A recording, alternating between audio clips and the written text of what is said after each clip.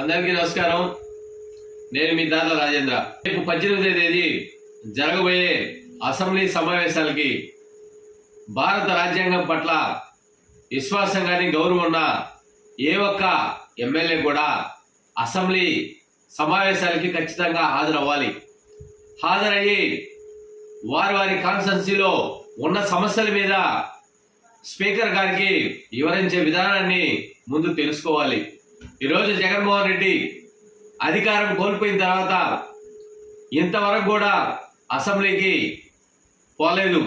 మామూలుగా భారత రాజ్యాంగంలో పొందుపరిచిన విధి విధానాలు ఒక ఎమ్మెల్యే 60 రోజులు అసెంబ్లీకి గన హాజరు కాకపోతే ఎమ్మెల్యే పదవికి రద్దు చేసే విధంగా భారత రాజ్యాంగంలో ఉందని చెప్పి నేను తెలియజేస్తా ఉన్నాను.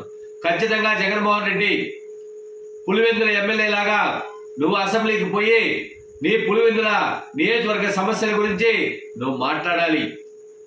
నువ్వు తర్వాత నువ్వు పెట్టుకున్నది వైఎస్ఆర్సీపీ అధ్యక్షుడిగా కావచ్చు, ఈ రాష్ట్రానికి ముఖ్యమంత్రి కావచ్చు. ఫస్ట్ నువ్వు ఎమ్మెల్యే అయితేనే ఈ అన్నిటికీ అర్హత. దయచేసి రాజ్యాంగం గౌరవం ఉంటే జగన్మోహన్ రెడ్డి నువ్వు ఖచ్చితంగా రేపు 18వ తేదీ జరిగే అసెంబ్లీ సమావేశానికి ఖచ్చితంగా పోవాలి. నువ్వు పోని పక్షంలో నీ ఎమ్మెల్యే పదవి కూడా రద్దు చేయబడుతుందని చెప్పి స్పీకర్ గారు తెలియజేయడం జరిగింది. ఖచ్చితంగా నీకు ఏమాత్రం సిద్ధశుద్ధి ఉన్నా, నీకు చట్టాల మీద గౌరవం ఉన్నా, రాజ్యాంగం పట్ల గౌరవం ఉన్నా నువ్వు ఖచ్చితంగా హాజరు కావాలి. హాజరైతేనే నువ్వు గతంలో చేసిన అవినీతుల మీద మాట్లాడేదానికి అధికార పక్షానికి అవకాశం నువ్వు కల్పించు.